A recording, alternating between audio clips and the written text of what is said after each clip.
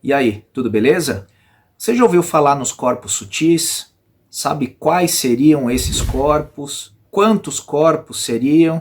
Esse é um assunto muito difundido, muito comum na abordagem holística, mas eu acredito que o grande desafio dos terapeutas é trazer isso para o lado prático da vida. E esse é o trabalho que eu vou fazer nesse vídeo de hoje.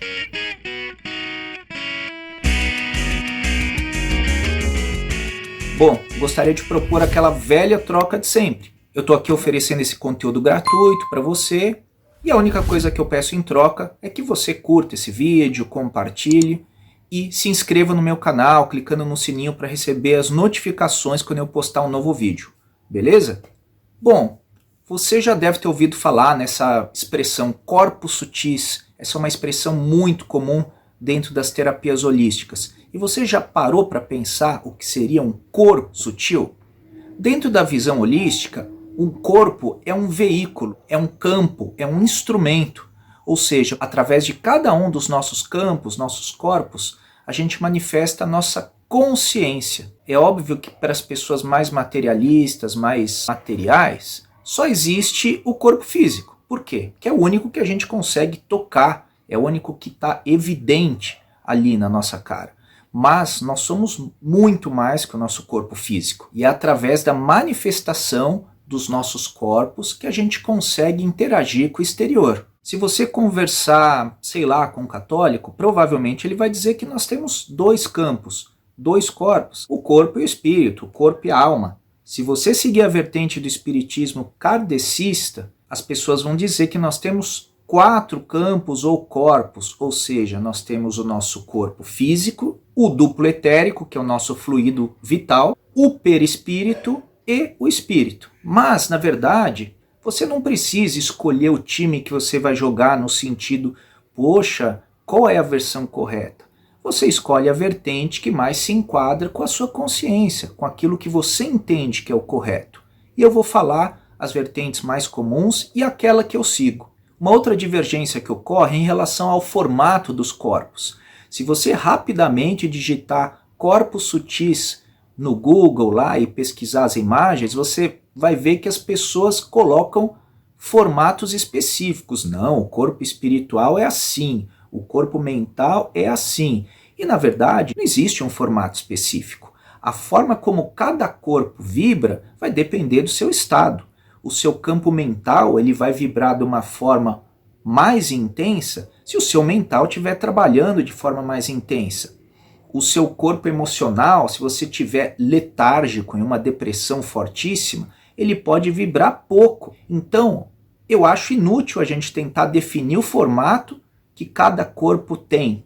Se é menor, se é maior, tal. Eu acho que depende do estado que cada um está. E essa é a minha visão a respeito de quem pensa de forma diferente. De qualquer forma, a versão mais difundida dentro das terapias, das vertentes holísticas, diz que nós temos 7 corpos, os nossos corpos sutis, que é um esquema que eles chamam de esquema setenário, que tem o quaternário inferior, são os corpos dessa encarnação, e teria a tríade divina, são os corpos que acompanham a gente nas próximas encarnações, fazem parte da nossa essência enquanto espírito.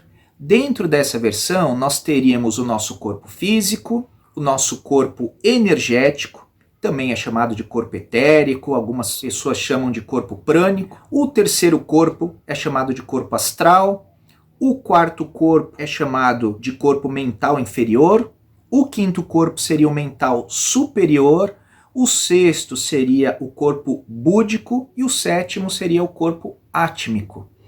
Eu não vou nem me aprofundar nessa versão, porque eu acho o seguinte, eu procuro codificar todo o meu trabalho de uma forma que os meus assistidos entendam. Que afinal de contas, o foco é eles, não é eu sair vomitando que a minha versão é a melhor. É simplesmente a forma mais fácil de explicar para as pessoas que eu atendo. E dentro dessa visão que eu considero a mais fácil de entender, eu considero que nós temos 5 corpos facilmente perceptíveis, facilmente diferenciáveis. Nós temos o corpo mais denso, que é o físico, o corpo energético, que é o nosso combustível, a nossa força vital. É como se fosse assim o que faz o nosso corpo físico se mover.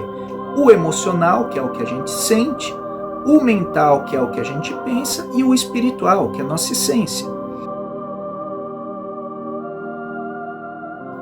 Se o desequilíbrio surge no emocional e eu permito que ele se alastre, ele vai afetar o mental, ele vai afetar o energético, e enquanto eu não estancar aquele desequilíbrio, eu posso fazer com que aquele desequilíbrio isolado desequilibre tudo.